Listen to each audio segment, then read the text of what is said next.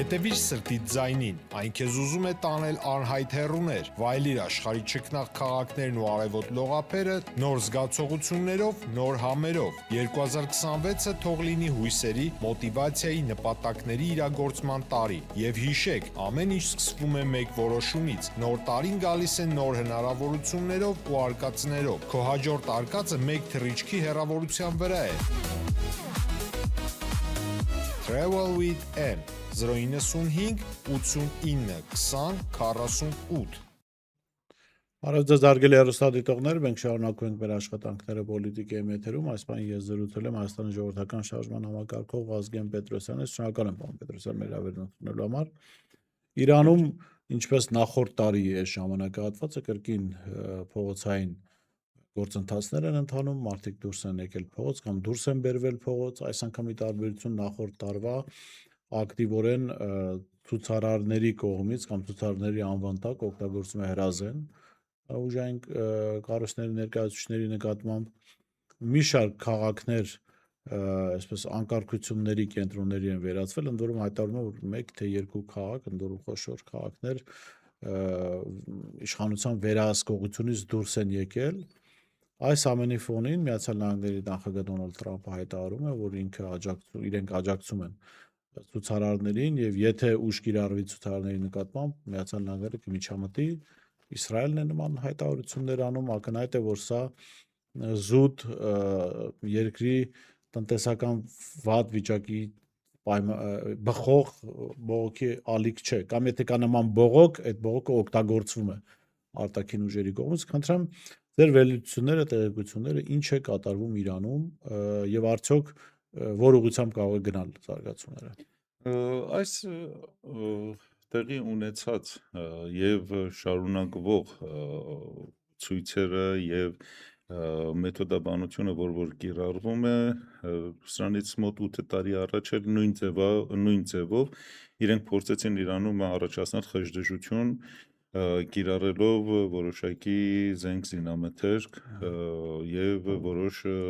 դյուրավառ նյութերի կիրառմամբ։ Այն ժամանակ այս ծավալը չուներ, բայց նույն մեթոդաբանությունը իրենք կիրառել էին։ Ժամանակ առ ժամանակ Միացյալ Նահանգները եւ Արևմուտքը ընդհանուր իրենք նմանատիպ փորձարկումներ իրականացնում են Իրանում, որպեսզի կարողանան Իրանում այն ազգային միասնականությունը, որ գոյություն ունի տարբեր ցեղախմբերի եւ ազգերի միջև, իրենք կարողանան ջարդեն եւ տանեն առաջ։ Հիմա այս պահին սրանք բոլորը ավելի ուժ գնացավ, քանի որ անցյալ տարի, եթե կհիշեք, հունիս ամսին 12-օրյա պատերազմ տեղի ունեցավ Իրանի եւ Իսրայելի միջև։ Այն ժամանակ Միացյալ Նահանգները եւ Իսրայելը ունեին հատուկ ծրագիր, որտեղ որ պատերազմի երկրորդ կամ երրորդ օրը իրենք պետք է առևանգեին կրոնական առաջնորդին, նախագահին եւ եթե հնարավոր լիներ նաեւ մի շարք բարձրաստիճան պաշտոնյաների։ Գրեթե այնպես, ինչպես որ Վենեսուելայում իրականացրեցին։ Դրա համար Միացյալ Նահանգների կողմից որոշ երկքաղաքացիներ, պարսիկ երկքաղաքացիներ արտասահմանից ամիսներ առաջ, տարիներ առաջ իրենք բերել էին Պարսկաստան եւ այնտեղ իրենք զբաղվում էին խոշոր բիզնեսներով եւ այդ անվան տակ բիզնեսի անվան տակ իրենք արդեն կազմակերպում էին այդ առևանգումները։ Դրանցից մեկը ինքը կահույքագործական ինչ-որ ընկերություն էր, որը գտնվում էր Թեհրանից դուրս եւ այնտեղ իրենք պատրաստել էին հատուկ, այսպես ասած, տուփեր, որոնցով պետք է տեղափոխեին այդ ղեկավարներին դեպի դուրս։ Դրա համար առաջի օրը պատերազմի առաջի օրը իրենք կիրառեցին նույն մեթոդաբանությունը, ինչը կիրառել էին դեռ 2003 թվականին Իրաքի վրա հարձակման ժամանակ։ Նույն մեթոդաբանությունը իրենք կիրառեցին նաեւ Վենեսուելայում։ Ո՞րն է այդ մեթոդը։ Իրենք մինչև հարձակումը անջատում էին GPS համակարգը, անջատում էին ինտերնետ համակարգը եւ անջատում էին հոսանքը։ Երբ որ GPS համակարգը չլինի, արդեն հակօդային պաշտպանությունը ինքը կույրանում է եւ իրենք կարողանում են ներթափանցեն եւ գրավեն։ Այնպես ինչպես որ մենք տեսանք Վենեսուելայում։ Առանց մի կրակոցի իրենք կարողացան ներթափանցեն նախագահական պալատ եւ տանեն Մադուրոյին։ Իրանում այդ դա տեղի չունեցավ ընդամենը մի պարզ պատճառով, որ Իրանի անվտանգության ծառայությունները մինչև այդ գործողության իրականացումը այն բոլոր մարդիկ, ովքեր որ ներգրաված էին այդ գործողության մեջ, մի գիշերվա ընթացքում հավաքեցին բոլորին։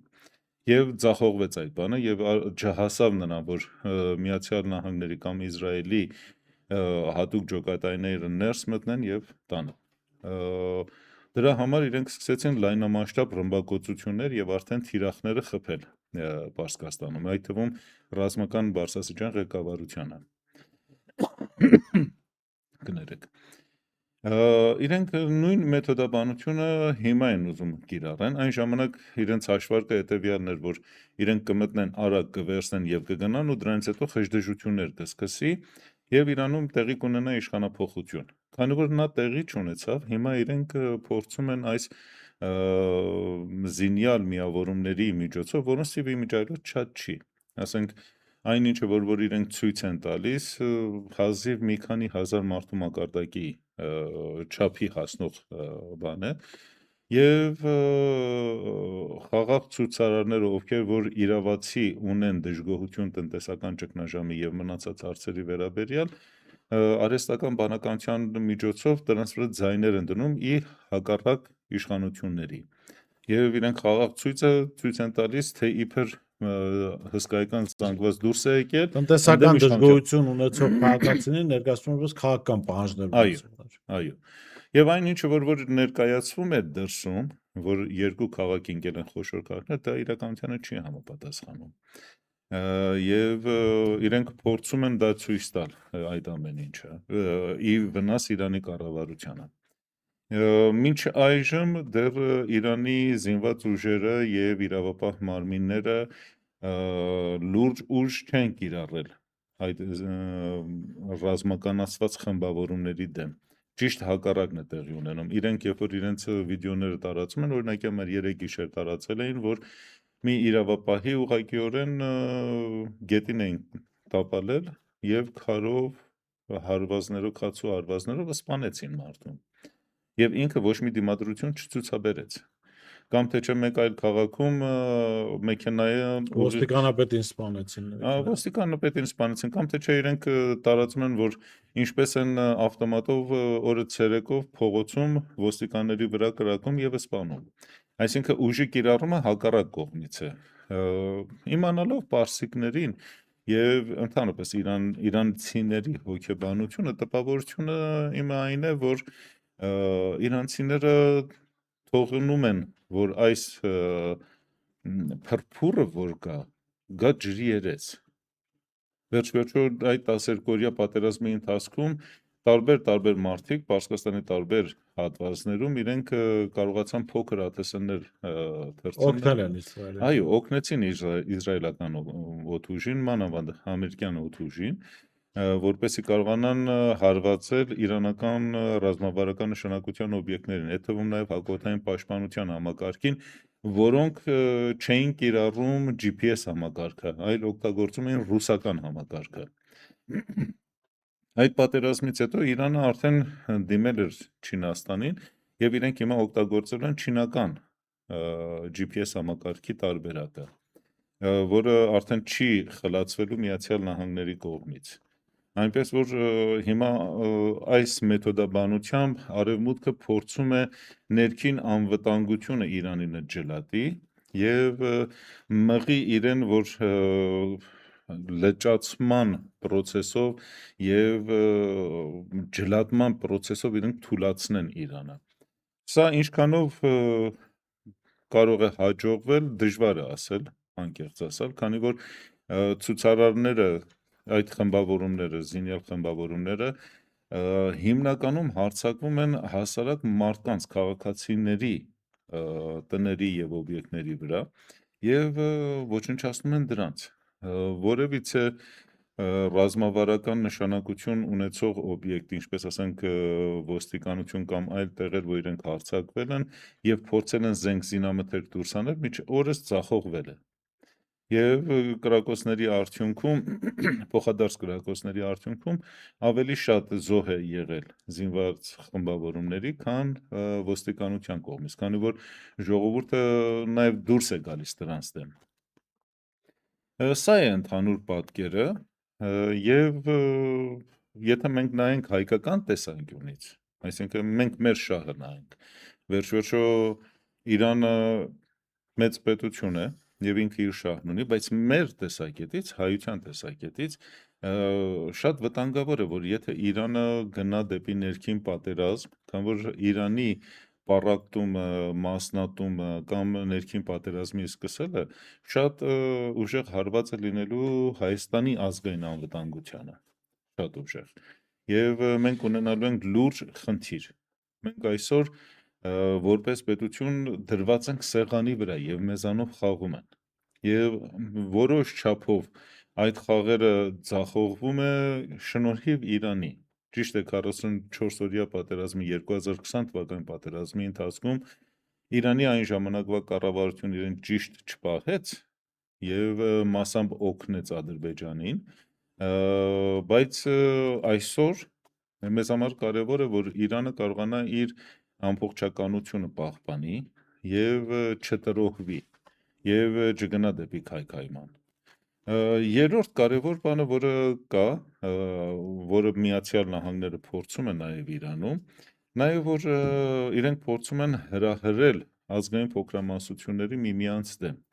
եւ իրենք փորձարկում են բոլոր այն մեթոդաբանությունները, որը հետագայում իրենք կարող են կիրառել եւ Ռուսաստանում, քանի որ այնտեղ էլ կան տարբեր միավորումներ, ազգային փոքրամասնություններ եւ Չինաստանում։ Եվ իրենք եթե կարողանան հաստատեն եւ ստանան մեկ հատ ընդհանուր դոկտորին ազգային փոքրամասնությունների այսպես ասած հրահրման եւ մեթոդը կարողանան ձեռք բերել, իրենք այնտեղ էլ են դա կիրառելու։ Սա է ընդհանուր պատկերը։ Մենք փոխարենը լսում ենք քաղաքական դաշտից իշխանության սատելիտներից Արամ Զավենի Սարգսյանը հայտարարում է, որ ահա կտապալվի Խոմեյնիների ռեժիմը եւ Իրանը կդառնա Հայաստանի դաշնակից։ Իսրայելի հետ կդիմադրենք Թուրքիային։ Բայց Թուրքիայի հետ բարեկամության են գնում, ինչի են դիմադրում Թուրքիային։ Գիտեք, դժբախտաբար Նիկոլի եւ մի շարք մարդիկ, ովքեր որ ժամանակին սովորել են ՀՀԿ-ի Հանրապետական կուսակցության քաղաքագիտական դպրոցը, իրենց չեն սովորեցրել, որ քաղաքական գործիչը պատասխանատու է իր հայտարարությունների համար, պատասխանատու է իր ասածների եւ չասածների համար։ Այդ իսկ պատճառով մարդիկ դարձել են անպատասխանատու։ Եվ այս անպատասխանատու իրավիճակը բերել է նրան, որ հասարակությունը այսօր չի հավատում եւ չի վստահում ոչ մեկին։ Նույն Արամ Սարգսյանը ժամանակին 2022 թվականին, երբ տեղի ունեցավ Ռուսաստանի եւ Ուկրաինայի պատերազմը, մի շարք այլ արևմտյան փորձագետների հետ, արևմտամետ փորձագետների հետ հայտարարում է, որ այ ուր որ է Ռուսաստանը կփլզվի։ Ուր է։ Եվրամիությունը փլզվան եզրին է կայնել։ Այդ մարդը ոչ մի պատասխանատվություն չի կրում իր հարցի համար, կամ թե Այդ մարդը ընդհանրապես 2023-ին սեպտեմբերից 1 ամիս առաջ ասում էր Միացյալ Նահանգները էթնիկ զտում Արցախում թույլ չի տա։ Այդ մարդը անկեղծ ասած գիտեք ինչ է, ինքը ընդհանրապես քաղաքականությունից բան չի հասկանում, ինքը մենակ հասկանում է ֆինանսներից, որը որ պետք է գնա իր գրպանը։ Եվ արժանապատվություն չունեցող անձի մասին անկեղծ ասած։ Չէ, ես իր մասին չի ուզում։ Ոնց հասկանում եմ Հայաստանի արևմտյան շրջանակները եւս գոնե քարոզչական դաշտում օգնում են Իրանի թուլացմանը։ Միանշանակ իրենք օգնում են եւ դա պարտականություն է, որ իրենց վրա դրված է։ Իրենք պարտավոր են դա անեն։ Վերջ-վերջո իրենք արևմուտքից ստանում են փող։ Եվ այդ փողը պետք է տա իր արդյունքը եւ դրա համար իրենք պետք է թունավորեն ժողովրդի ընդհանուր մթնոլորտը եւ ասեն, որ այ Պարսկաստանը քայքայման եզրին է։ Դա շատ բնական երևույթ է։ Վերջ-վերջո ով որ փողը տալիս է, ինքն էլ նաեւ երաշխությունն է պատվիրում։ Եվ իրենք ըստիպված են այդ երաշխության տակ բարեն։ Ըստիպված են։ Եթե չպարեն, իրենց փողը կկտրվի։ Դրա համար այդ տիպ մարդկանց հայտարարությունները կամ խոսքերը անկեղծ ասած անիմաստ Շատ է լավ։ համարվում։ Դոնալդ Թրամփը հայտարարում է, որ Հայաստանին եւ Ադրբեջանին ստիպել է գնալ Վաշինգտոն ու նախաստորագրել այդ պայմանագիրը խաղաղության։ Նախագահ Թրամփը ասում է, որ ստիպել է նրանով, որ սպառնացել է մաքսատուրքերի 200% բարձրացման։ Ես այդ հայտարարությունից հետո ուսումնասիրեցի, ուրեմն Ադրբեջանն ու Հայաստանը գրեթե նույնական չնչին արտահանում ունեն Միացյալ Նահանգներ, խոսքը 45-ից 50 միլիոն դոլարի մասն է տարեկան։ Ընդ որում հանի դեպքում Ադրբեջանի դեպքում դա իր արտահանումների 0,27%-ն է, Հայաստանի դեպքում 1,5-2%, այսինքն եթե դա չլինի էլ, այդ արտահանումը չլինել, որևէ բան տեղի չի ունենա Հայաստանի տնտեսության հետ գոնե, եւ այդ արտահանման զգալի մասը հումք է, որը կարելի է ուրիշ տեղ վաճառել, այսինքն վստահաբար Միանշանակ։ այդ մոլիբդենը, չգիտեմ, ադամանդը, ոսկին միայն Միացյալ Նահանգներին չի որ հետաքրքրում։ Միանշանակ։ Նախ եւ առաջ Սպառնալիքը հասկացանք, որ եղել է, սպառնալիք բայց չի ինչով են եղել։ սպառնացել։ Չէ, սպառնալիք չի եղել։ Նախ եւ առաջ Բայց ինչու է Թրամփը նման բան ասում։ գիտեք, Թրամփը իր հոգեբանությամբ նոր քաղաքականության մեջ նոր այսպես ասած ճյուղ է առաջ քաշում, որը կոչվում է տրամպիզմ։ Եվ այդ տրամպիզմի մեջ ինքը զբաղված է գլուխ գովալով եւ ամեն ինչը ինքը իրեն վերագրելով։ Իրականության մեջ դեռևս 1994 թվականից այս կողմ Միացյալ Նահանգները եւ Եվրամիությունը շատ ակտիվորեն իրենք փորձեցին, իրենք իրավիճակը տարածաշրջանում փոխել են ի օգուտ իրենց։ Եվ այդ ակտիվ գործողությունների պատճառով մենք այսօր հասել ենք այստեղ։ Թրամփը ուղղակիորեն պտուղներ քաղողն է, ուրիշ ոչ մի բան։ Եթե չէ այդ ծառը, որը որ տնկվել էր 90-ական թվականներին,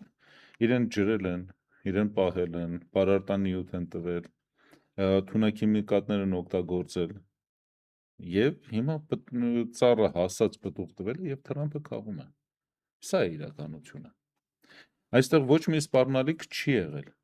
Միացյալ Նահանգները երբ 2000 թվականին իր աշխարհում խոշորագույն դեսպանատունը բացում էր Հայաստանում եւ Հայաստանում դեսպանատունը համարվում էր տարածաշրջանային ամենախոշոր եւ ամենակարևոր կենտրոնը, հենց այնպես չէր որ անում էր։ Վերջոչո Միացյալ Նահանգները իր ազգային անվտանգության դոկտրինը այն չի, ինչը որ իրենք հրապարակում են եւ աշխարհին ցույց են տալի։ Դոկտրինը գրվում է ուրիշ տեղ եւ իրականացվում է այլ կերպ։ Եվ իրենք բավականին հստակ հոկտեմբերի 27-ից հետո, երբ Հայաստանում վերացավ հիմնական խոչընդոտը, այսպես ասած արևելյան կողմնորոշում ունեցող քաղաքական գործիչների Կարեն Դեմիրճյանի եւ Վազգեն Սարգսյանի սպանությունից հետո ազգային ժողովում իրենք արդեն անխոչընդոտ սկսեցին Հայաստանում աշխատել։ Իդեպ, պարոն Պետրոսյան, Նիկոլ Փաշինյանը հակաեկեղեցական արշավի առաջին շարքերում կա մի նախկին հոգևորական, ով հայտարարում է, որ Վազգեն Սարգսյանի սպանությունը Աստծո հրաշք էր եւ պատիժ էր իր արածների համար։ Հիմա սա ինչի՞ եմ ոչ թե ուզում եմ մեկնաբանենք այդ մարդու ասվածը, բայց երբ որ Փաշինյանը այս մարդուն թողնում է իր հետ նույն շարժման, այսպես ասած շարժման առաջին շարքերում, եկեղեցում իր հետ պատարագի է մասնակցում, իր հետ մի շարքում կանգնած։ Արդյոք Փաշինյանն էլ այդ միտքը չունի, որ Վազգեն Սարգսյանի սպանությունը հրաշք էր։ Եվ ինչ ասել է հրաշք։ Տեսեք, եթե դուք հետ վերադառնաք եւ 90-ական թվականների Նիկոլի հոդվածը եւ լրագիր օրում եւ դրանից հետո իր հայկական ժամանակում կարդաք, կտեսնեք, որ ինքը ամեն ինչով դեմ էր եւ Վազգեն Սարգսյանին եւ Կարեն Դեմիրճյանին։ Եվ ինքն էլ է համարում դա ճակերտավոր հրաշք իրենց համար։ Այդ նույն հոգևորականը, որը այդպես խոսում է, այդ հրաշքը ինքը դիտարկում է արևմտյան ակնոցներով։ Քանի որ ուրիշ ձև չկար Հայաստանում իրավիճակ փոխել, բացի այն, որ Վազգեն Սարգսյանին եւ Կարեն Դեմիրճյանին ոչնչացնելով։ Վերջոչո արեք չմոռանանք միակ մարդի վրա, որը այսպես ասած ստուգողական կրակոց եղավ, դա Կարեն Դեմիրճյանն էր։ եւ իրենց հիմնական խնդիրը Կարեն Դեմիրճյանն էր։ Եվ Կարեն Դեմիրճյանը ունենալով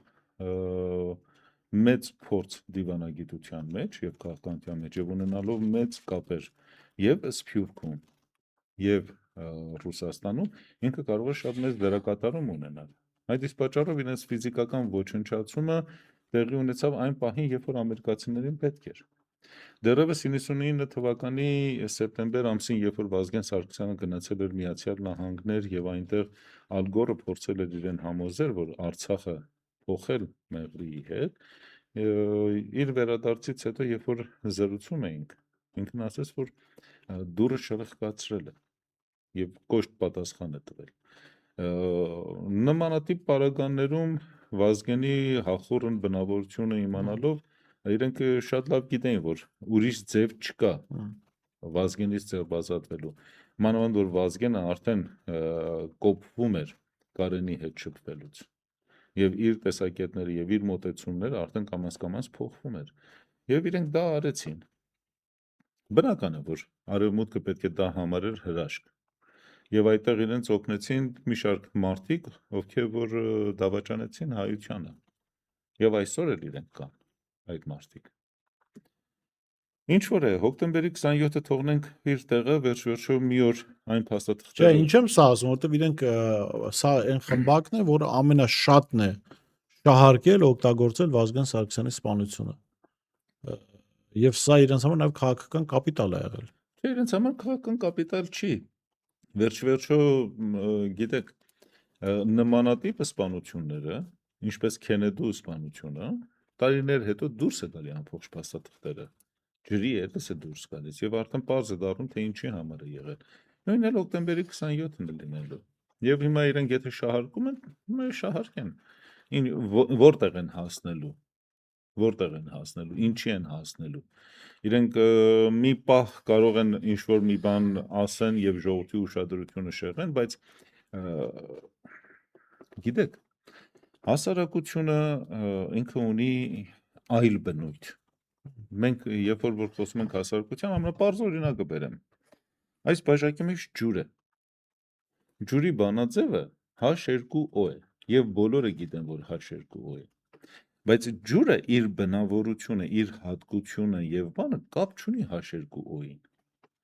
Ջուրը ունի բյուրեղներ։ Եվ այդ բյուրեղի պատճառով է, որ ինքը ստանում է այդ հատկությունը։ Ցանկացած հասարակություն իր ներքին կապերի եւ իր հոգեվոր աշխարհով, իր մշակույթով, իր լեզվով, իր տարբեր կապերի միջոցով է, որ դառնում է տվյալ հասարակությունը։ Այնինչը որ այսօր Նիկոլը փորձում է իրականացնել, այն է, որ այդ կապերն է փորձում խզել եւ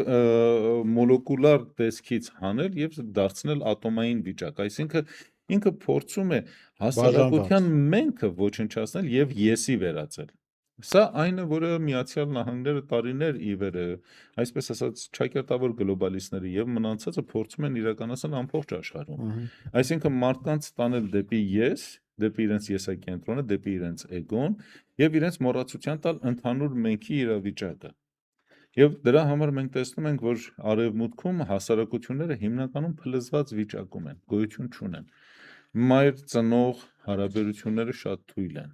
Եվ գնալով դա ավելի է վտանգավոր դառնում հենց նույն Միացյալ Նահանգների եւ նույն արևմուտքի համար։ Այսօր տեսնում ենք Ֆրանսիայի կառավարությունը եւ Շվեդիայի կառավարությունները որոշումներ են կայացնում, որ արդեն մինչև 16 տարեկան երեխաներ իրավունք չունեն մտնել սոցիալական ցանցեր եւ իրենք արգելում են, քանի որ իրենց հասարակությունն է փլվում։ Եվ իրենք հիմա այդ ամեն ինչը տեղափոխում են մեզ մոտ, տեղափոխում են արևելք, որտեղ որ այդ հասարակության անհատների եւ մարդկանց միջև կապերը ունի այլ բնույթ։ Եվ այստեղ կարևոր է, որ իրենք կարողանան ոչնչացնեն այդ հարաբերությունները։ Ցանկացած անձ, մասնավորապես քաղաքական գործիչները, իրենք հասարակ ժողովրդի նկատմամբ ունեն առավելություն։ Իրենք ունեն որոշակի տեղեկատվություն, որը չի տիրապետում ժողովուրդը։ Եվ տվյալ անձիկ, երբ որևիցե հայտարարություն են անում եւ այդ հայտարարության համար իրենք պատասխանատվության չեն ենթարկվում,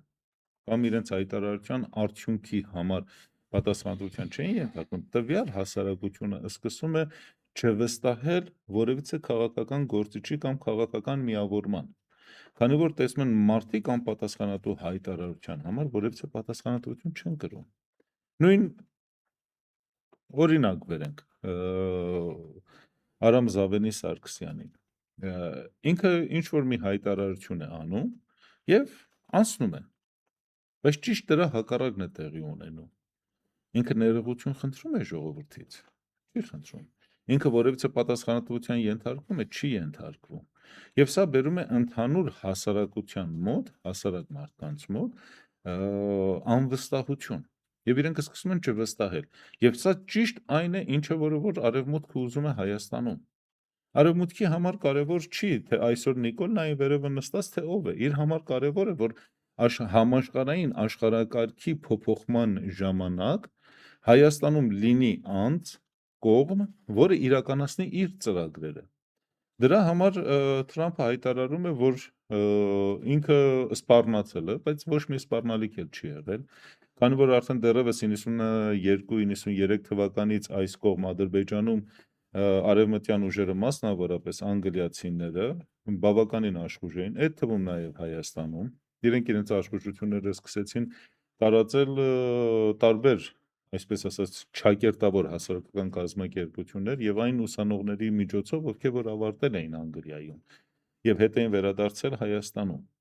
Եվ իրենք կարողացան դրա միջոցով Հայաստանում վարել հիբրիդային պատերազմ ընդդեմ հայ ժողովրդի եւ դրա արդյունքում Հայաստանում թշնամու եւ բարեկամի տեղերը փոխվեց։ Մենք նայենք մեր ժողովրդի պատմությանը,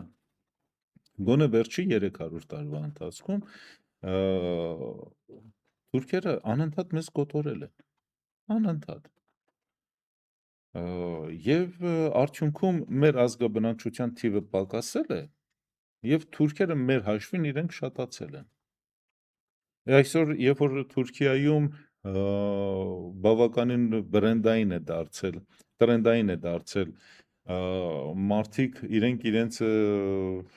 գենետիկան են ստուգում, թե ինչ ծագումնաբանություն ունեն, բարձվում է գրեթե մեծ մասը ընդհանրապես թուրքական ծագում չունի, ունի կամ հայկական, հունական, ասորական, իրանական, արաբական, բայց ոչ թուրքական։ Եվ դա նրանից է առաջացել, որ իրենք ասիմիլացրել են տարբեր ժողովրդի եւ տարբեր ազգեր իրենց մեջ։ Եվ այսպիսի իրավիճակում իրենք կարողանում են այդ գիծը առաջ տանել։ Եվ Նիկոլն էլ այսօր իրենց դա է օգնում։ Այսօր դա է անում։ Նիկոլը կամակատար է արևմուտքի ձեռքը։ Եվ քանի որ արևմուտքի միջոցով ինքը եկավ իշխանության, եւ հիմա ինքը փորձում է ամեն ինչը քանդել։ Իրենք կարողացան հաջողությամբ Հայաստանի թշնամիներին, Թուրքիային դարձնել բարեկամ եւ Ռուսաստանին, որը ռազմավարական դաշնակիցներ դարձնեն թշնամի, հիմա Իրանին են դարձնելու թշնամի։ Եվ Միացյալ Նահանգների վերլուծաբաններից մեկը, խոշոր վերլուծաբաններից մեկը անցյալ տարի դեկտեմբեր ամսին հայտարարել էր, որ Հայաստանը պետք է միանա թուրքական պետությունների համաժողովին։ Այսինքն իրենք տանում են դեպի դրան հիմա Հայաստանին, իսկ Հայաստանը տեղ ինչ անելու։ Մնացած ժողովուրդներ, որ մնացել են Հայաստանում, ինչ պիտի անեն։ Լավ, պարոն Պետրոսյան, դուք վստահ եք, որ Նիկոլ Փաշինյանը կամ իր տերերը փորձելու են չգնալ ընտրությունների։ Գիտեք ինչպես է, ես գրեթե վստահ եմ, որ իրենք չեն գնա դեպի ընտրություններ, քանի որ Ինչու՞։ Ընտրություններ գնալու համար եւ ունենալ լուրջ ձայն պետք է հասարակության մեջ տրամադրությունները փոխված լինի։ Այսօր գնալով Նիկոլի եւ իր թիմակիցների վարկանիշը օր-օրի ավելի իջնում է։ Եվ այսպիսի թույլ քվեներով իշխանության հաստատելը կարող է այնպես լինի, ինչպես որ եղավ Սերժ Սարգսյանի 17 թվականի 18 թվականի վարչապետ դառնալը։ Այսինքն 9 օրյա կարճաժամկետ վարչապետություն ունեցավ, կարող է Նիկոլը այդքան էլ չքաշի, եթե իր ձայները շատ չլինեն եւ իր դիրքերը ամրացված չլինի ժողովրդի մեջ։ Վերջ-վերջո ինչքան էլ ուզում են թերագնահատեն ժողովրդի դերակատարումը ընտրությունների մեջ, ամեն մի ձայն ունի իր տեղը եւ դերը եւ իր դերակատարումը։ Եվ եթե ժողովուրդը մասնակցի ընտրություններին եւ մեծ մասը դեմ գնա այսօրվա իշխանությանը, իրենք շատ մեծ հնարավորություն չեն ունենա, որ կեղծեն։ Եթե կեղծեն, պետք է այդ կեղծիքը լինի զանգվածային։ Եվ այդ զանգվածային կեղծիքի արդյունքում իրենք չեն կարողանա շատ գործ անել։ Օրինակի համար Երևանը, որում 1 միլիոնանոց քաղաք է, քանի ձայնով Ավինյանը այսօր դառավ Երևանի քաղաքապետ։ Սա կարևոր հարց է։ 75,000։ Այո։ Եվ սա կարևոր հարց է։ Եվ կարող է հիմա նորից եթե ընտրություններ լինի, Ավինյանը այդ 75,000-ը չունենա։ Քանի որ փողոցների մաքրելու համար, շենքերի բակերը մաքրելու համար ձյունից, սառույցից իրենք միջոցներ չունեն, բայց ունեն միջոց տասնյակ միլիոնավոր դրամներ, որպեսի տոնածառը տնկեն։ Երեք Նիկոլ Փաշինյանն էլ էր ասում, չէ՞, իր падգամավորներին 3 միլիոն պարգևավճար տված վարչապետի պաշտոնը զբաղեցնող, ասում է թոշակառուներին 20,000 դրամ տանք, ինչ անեն, որ տանեն ավելի էլեկտրոէներգիայի փող տան։ Գիտեք ինչ է, նախ եւ առաջ Նիկոլը ինքը շատ լավ գիտի, որ ինքը պարտավոր է իր թիմակիցներին կուշտ Լավ պահի, պահել։ կուշտ պահի, ոչ թե լավ պահի, այլ կուշտ պահի։ Իրենք պետք է լինեն կուշտ, քանի որ իրեն առաջի հոշոտողները եւ իրեն առաջին դավաճանողները լինելու են իր թիմակիցները։ Իսկ հասարակ ժողովրդի մարվան թոշակառուներին պետք է սոված պահի, քանի որ սոված եւ անգրագետ զանգվածը Ավելի կառավարելի է։ այո, ցանկացած իշխանության կողմից ավելի հանգիստ կառավարելի է։ Ընդհանրապես մի բան ասեմ ձեզ։ Դե մի անգամ Տիգրան Սարգսյանը շփոթվել ճշմարտությունն ասել էր, չէ՞ որ։ Գիտեք, Ինչ անենք, տնտեսությունը զարգացնենք, որ մարդիկ մնան այստեղ հեղափոխություն անեն։ այո, այն ինչ որ այսօր Նիկոլը անում է, հենց դա է, որ քաջալերել Հայաստանը, Հայաստանից հեռանան հայերը եւ իրենց փոխարեն բերեն հնդիկներ, սևամորթեր, արաբներ, պարսիկներ, Աֆրիկայից եկած մարդիկ, տարբեր ազգություններ, բայց ոչ հայ։ Եվ այդպես արդեն Որոնք քաղաքական իրավունք չզգան իրենց, իրավունք չունենան այստեղ։ Եվ այդպես Հայաստանի նկատմամբ իրենք չեն էլ ունենա որևիցե պատասխանատվություն եւ պարտականություն։ Եվ իրենց համար մեկ կլինի, որ Հայաստանը քրիստոնյա է, թե թուրքական է։ Սա է խնդիրը։ Իսկ ինչ որ վերաբերվում է Նիկոլի դեմ գնալը հայոց եկեղեցուն, ինքը ընդամենը մեկ նպատակ է հետապնդում, որ թույլաtsնել հայոց առաքելական սուրբ եկեղեցին, քանի որ իր պատվիրատուները եւ իր տերերը դա են ուզում։ Շատ լավ, ինչպիսի տարի է սպասվում 2026 քաղաքական։ Անցյալ տարի ձեզ մոտ խոսել ենք այդ մասին։ Համաշխարհային ասպարեզում պատերազմները լինելու են անպակաս։ Հայաստանում ցնցումներ սպասել է այս պահին մի քիչ անհեռանկարային եմ տեսնում։ Ընտրությունները միգուցե Նիկոլը իսկապես չգնա, քանի որ եթե տեսնեն, թեկուզ իր տերերը, տեսնեն, որ իրավիճակը չի զարգանում համաշխարհային առումով այնպես, ինչպես որ իրենք են ուզում, պարտադրեն, որ Հայաստանում հայտարարվի արտակարգ դրություն, որը կարող է լինել օրինակի համար ինչ-որ ԿՊԱ-կանի վրա մահափորձ կազմակերպելով։ Եվ դրանից հետո իրենք արտակարգ դրություն հայտարարեն եւ չգնան ընտրությունների։ Խնդիրը նրանում է, որ Ընդ որում ունեն, օրենքներ ունեն, հետաքրքիր մի օրենսդրական նախաձեռնություն են, որը անգամ ձեր միտքը շարունակելու է ներողություն, որը անգամ իրենց հնարավորություն է տալիս չեղարկել ընտրությունները ընտրական process-ի ժամանակ, այսինքն իրանք process-ին տեսնում են արդեն ընտրվում են, անգամ ձայները հաշվարկելու ժամանակ իրենք կարող են նման ասենք մի մահափորձ կարող է տեղի ունենալ, հա, եւ հայտարարեն, որ պետությունում ինչ որ ահաբեկչական խմբեր կան, ընդ որում այդ միջև պաշտոնական թվերի հրապարակումը ըստ այդ օրենքի ընտրությունների չեղարկումը նշանակում է ընդհանրապես նոր ընտրությունների նշանակում, այսինքն եղած արդյունքները չեղարկում ոչնչանում են, այո։ այո, եւ ես կարծում եմ, որ իրենք կգնան այդ ուղղությամբ։ Բայց ավելի շատ ես հակված եմ, դա իրենց պլան B-ն է։ Գիտեք ինչպես է, ես կարծում եմ, որ Նիկոլը ինքը որոշող չի, ինքը կամակատար է եւ ինքը Իրենք ասեն ինչ կասեն։ այո, իրենք ասեն ինչ անեն։ Իսկ իրեն ասողները դրսի ուժերն են, արևմուտքն են։ Այսօր արևմուտքը փորձում է, գիտեք ինչպես է, հին համաշխարհային համակարգը արդեն փլզվելու վրա է, վերջի շնչերն է քաշվում։ Նոր համակարգը դեռ չի ստեղծվել։ Չինաստանը դեռ պատրաստակամություն չունի վերցնի միջազգային դերակատարում իր վրա։ Ռուսաստանը այդքան հզորություն չունի, պետք է անկեղծ լինել։ Չունի այդքան գիտական, ֆինանսական ներուժը։ Չինաստանը ունի եւ ֆինանսական, եւ գիտական, եւ ռազմական, եւ մնացած ներուժերը։ Չինաստանը դեռ պատրաստ չի դա ընդունելու։ Ուստի ինչ է, այսպես մեկ հատ անցումային շրջան է ստեղծվել, եւ այս անցումային շրջանում Միացյալ Նահանգները փորձելու է հնարավորինս ավելի շատ վերցնել, ինչքան որ կարող է շատ։ Եթե Միացյալ Նահանգները կարողանա իր ոտնատեղը Կենտրոնական Ասիայում ավելի ամրապնդի, այդ եւ այնտեղ դիրքավորվի ավելի հզոր, երկարաժամկետում եւ Ռուսաստանը եւ Չինաստանը թուլանալու են։ Եթե Միացյալ Նահանգները իր հիմնական ուժը դնի այնտեղ, որ այսօր ցույց է տալիս, այսինքն ամերիկյան մայրցամաքը եւ հյուսիսային բևեռ, եւ գնա այդ ուղղությամբ իր հզորությունը պահպանելու համար, քանի որ Միացյալ Նահանգների տնտեսությունը շատ վատ վիճակում է, շատ վատ եւ շատ ծանր վիճակում է։ Եվ այս վիճակից դուրս գալու համար ինքը կարիք ունի restart-ի, վերագործարկի իր բոլոր ֆունկցիոնալ վիճակները։ Եվ եթե գնա դրան այնտեղ ամրապնդվելու համար եւ Չինաստանին եւ Ռուսաստանին հարավային Ամերիկայից, հյուսիսային բևեռից ինքը կարողանա նահանջել դա, այդ ժամանակ ինքը կգնա նաեւ գործարքների